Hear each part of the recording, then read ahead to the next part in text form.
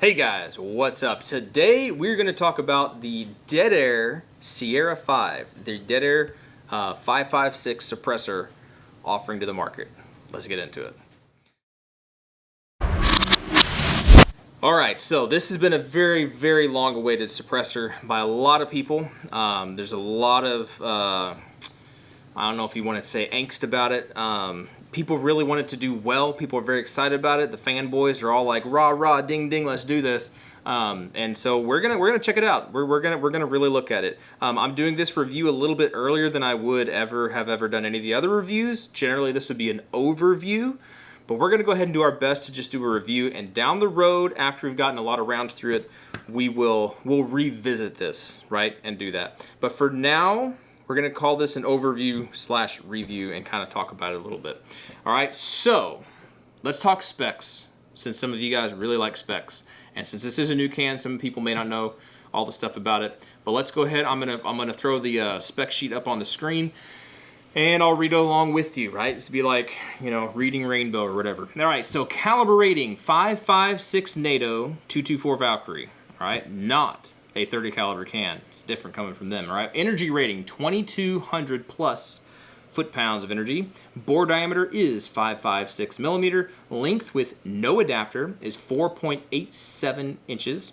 Length with chemo is 6.27 inches, all right? Diameter is 1.5 inches. The weight with no adapter is 10.8 ounces. The weight with the chemo is 14.5 ounces. Material is stellite baffles and stainless steel construction. The finish is black Cerakote. The usage is ideal for heavy firing schedule. That's what they say, heavy firing schedule. Sounds like they're encouraging you to burn this thing down, all right? MSRP is about 930 bucks. The barrel restrictions are zilch, nothing, there's no barrel restrictions, and yes, it is full auto rated. All right, stuff that comes with this guy. I made this box. I'm not cool, I'm just gonna throw that out there.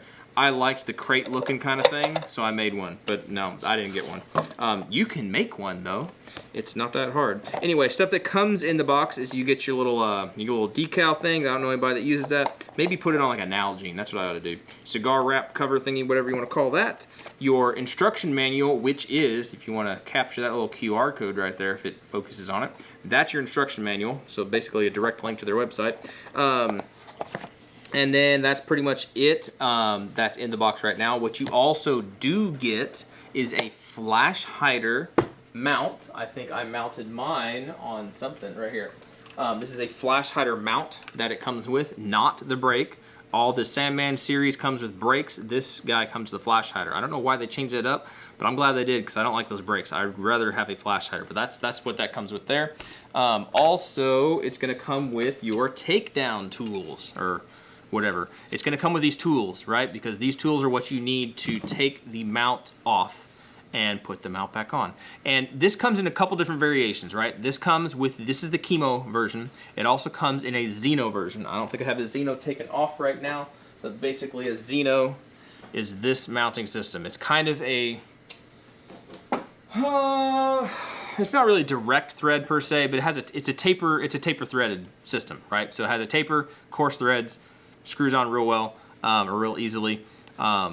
It's not quite direct thread, but you know what I'm saying. It mounts up really well.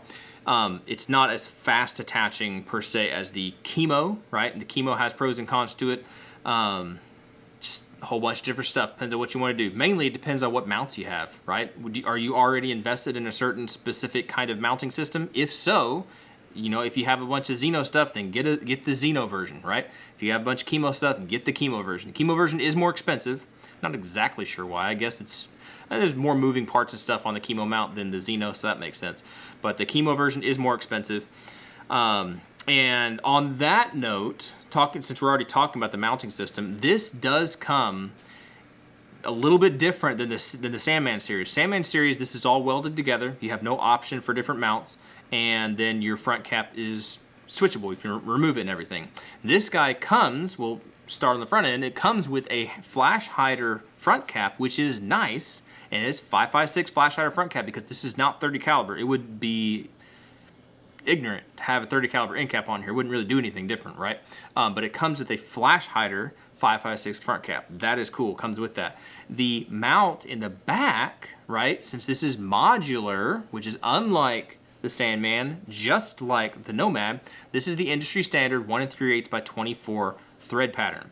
So you can use your chemos, your Xenos, your Yankee Hill stuff, your Q stuff, whatever kind of mount system thing that uses that industry standard 1 3/8 by 24, you can use it. You should be able to use it. Unless there's some weird thing about it, should be able to use it. But that's cool. That's a neat thing they did. Now, one thing that they did, and I'll talk about that, is they have this little hole right here. Hopefully you can see that. There's a little mark right here. And in the instructions, right, they have, I'll throw that up. I think I have a picture of that. But in the instructions, they show how you can go ahead and pin and weld, if you wanted to, pin and weld your attachment to the suppressor. If you wanted to make this thing bomb-proof and just kind of like a Sandman, permanently affix your mount so it doesn't come loose, you just wanted this mount on here and you don't want to take it off, or whatever other mount you have, they made it pretty simple to go ahead and providing the instructions on how to pin this guy on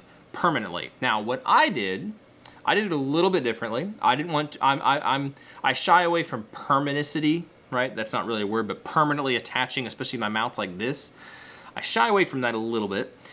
So what I did is I basically tapped that hole. I drilled down, I tightened up the chemo mount. I drilled down just like they said for the pinning and welding and putting that together, just like they did the instructions.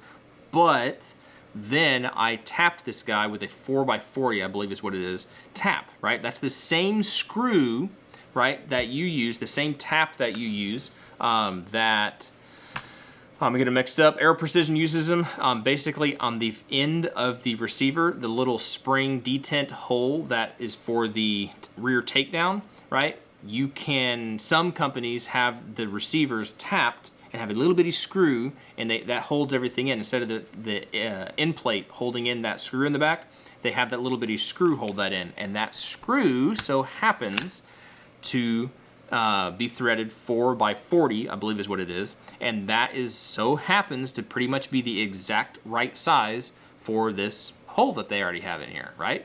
Didn't take much work. Like I said, I tightened up the chemo, drilled out just like they did in the instructions for pinning it, and then I just tapped it with that tap that I have, put some Loctite on it, and screwed in that little Allen key. And now this guy is as permanently attached as I want it to be, right? It's not going to come loose. It's not going to bust up. It's basically pinned, but it's not welded. It's not permanent. I can take it apart. That's an interesting thing that I did. That was way over-explained, but maybe it'll help you guys, because some of you guys are probably like, I don't want to pin and weld this thing. Like, I want some modularity there. Well, here's an option for you. It didn't permanently change anything necessarily, but it's an option. All right, so let's throw this guy on a couple different things. Kind of, well, here. This is what it comes with. This is the, there we go. This is a 7.5-inch AR. It would be pretty obnoxious to shoot it like this because 7.5-inch ARs are loud and very obnoxious. But the cool thing about it is that, I mean, I guess it fits. I don't know. It's got this knurling on here, which is cool. It's reminiscent to me of the AEM5 suppressor for the Mark 12. If you have the Clone Correct one, which I don't think mine is knurled, which is kind of sad because I should get that done. But the Clone Correct one is knurled. That's cool. So some other things you could do is stick this on.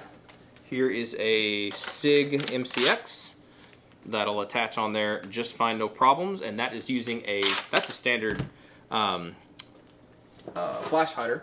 My favorite setup is the Forward Controls Design which you call flash hider, right? I love this flash hider. It just, for me, it works the best for me.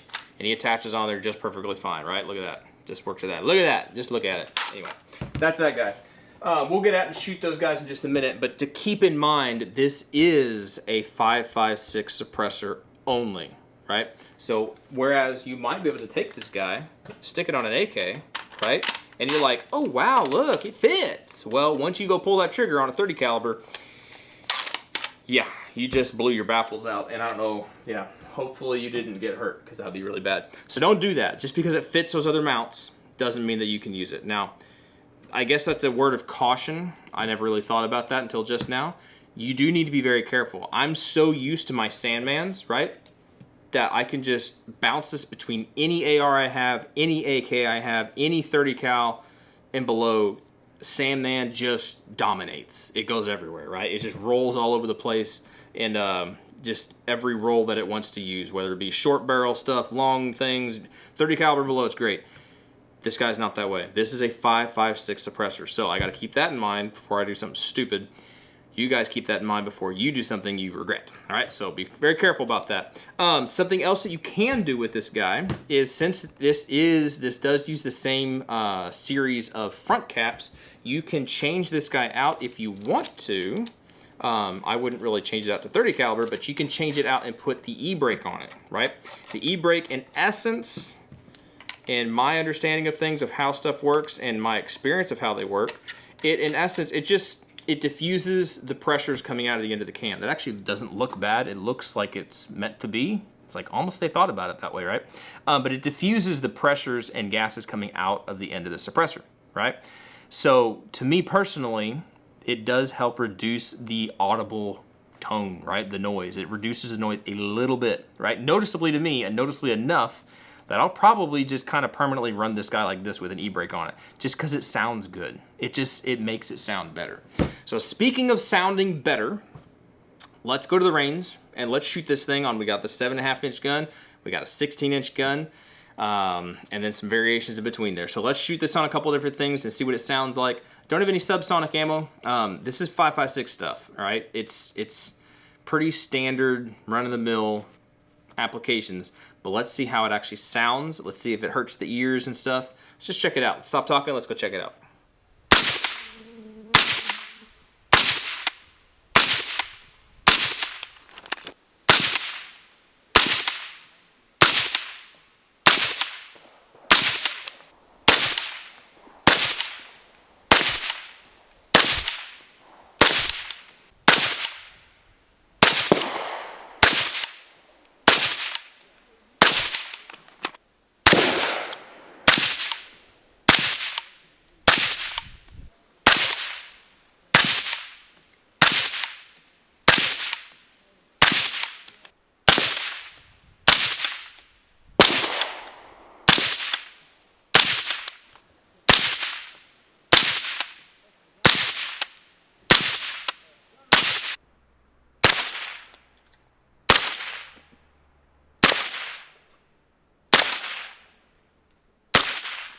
Alright guys, so that is my first kinda-ish impressions. Not really first impressions. That's my overview review for now for the Sandman. Or no, it's not the Sandman. I gotta get that out of my head. For the Sierra-5, right? The 5.56 dead air suppressor. This is, like I said, been long awaited, and time will tell how well this guy works out over time. I've already seen some pictures online of the baffles being all busted out for whatever reason. Maybe it's QC issues, maybe it's just manufacturing stuff. I don't know. But we'll see over time how well mine holds up. I'm definitely not going to be easy on it. I'm going to use it as much as I possibly can, and just really get some serious use out of it and see over time how well it holds up. All right. So, what about you guys? Have any of you jumped on the Sierra train and gone ahead and got one of these, right? Have you gotten it out of jail yet, done the E-form thing, and actually been able to use it and get out and test it? Like, what do you think about it, right? What were your hesitations as far as are you going to decide to get the Sierra or the Sandman? Like, there's differentiations there, right? There's different applications. There's a time and a place for a dedicated 5.56 suppressor. There's a time and a place for a 30 cal suppressor to run it on different things. Lower back pressure, right? Just different options. You know, you can run it on more stuff. Different options, different things. Everybody's got a different reason for what they got, all right? I would love to know, if you did get one of these, why did you pick it? Is it just because it's new? I think with a lot of guys, it's just the new hotness. They want to get it, get their hands on it, get shoot it, right? Or maybe they really needed, for whatever reason, a 5.56 specific suppressor. I'd really like to know that if any of you guys got this. If any of you guys got any questions, please do let me know. I love to answer you guys' questions. Wow, I'm getting emotional there. Sorry. I love to answer you guys' questions and help you guys find the right match for you as far as suppressors go. I like dead air stuff. You can call me a dead air fanboy. It's fine. I don't care. They don't pay me stuff. They don't send me things, whatever. I buy all this stuff and I use it. I use it the best I can. I use it in the application I can. Any chance I get, I use this stuff, right? So I hope to share my experiences with you later. I hope you share your experiences here, or if you got any questions, please ask away. And let's spread the love of suppressor stuff, right? Suppressors are fun, man. It changes the game when it comes to shooting. It changes the game. It makes it like that's a thing. It makes it more fun. Changes the game. Whatever. Interesting stuff. All right, I'm done. I'm gonna stop. Y'all be good to be safe. Appreciate you watching, subscribing, and everything. And hopefully you found this entertaining. And hopefully we'll catch you guys in the next video. See ya.